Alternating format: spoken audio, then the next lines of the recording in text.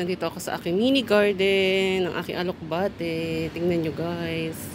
Nagtanim ako tayo. And then sili. Ayan. Andun may bunga yung sili ko sa dulo. Tapos yung ampalaya ko guys, tingnan nyo. Ang liliit oh. 5 yan eh, 5 maliliit pa lang. Kumbaga bago pa lang siya. Namumulaklak na iba guys, tingnan nyo. Ang galing yan oh. Nasa paso lang yan. Ayun oh, nasa paso ko lang.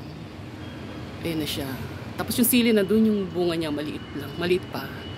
Ayun yung ano nasa dulo. Ayun, nakikita niyo ba? Ayan. Diba? Ano yan eh, ginagawa ko tinola yung dahon ng sili. Pangatlong harvest ko na yan siya bago ano.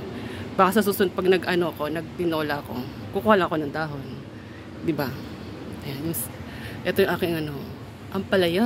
Gumagapang na siya sa dulo. Ayan, ang cute. Ayan na, tubo-tubo na siya. Ayan lang. Thank you. Thank you guys. Sa susunod ulit yung aking kamatis, tsaka okra, at talong, at tsaka strawberry.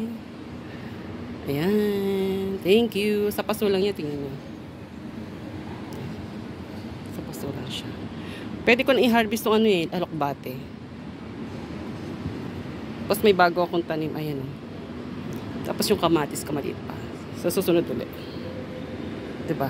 Yan lang. Ganyan lang guys. Save na tayo ng ulam. Ng gulay. Diba? Thank you guys. Bye-bye.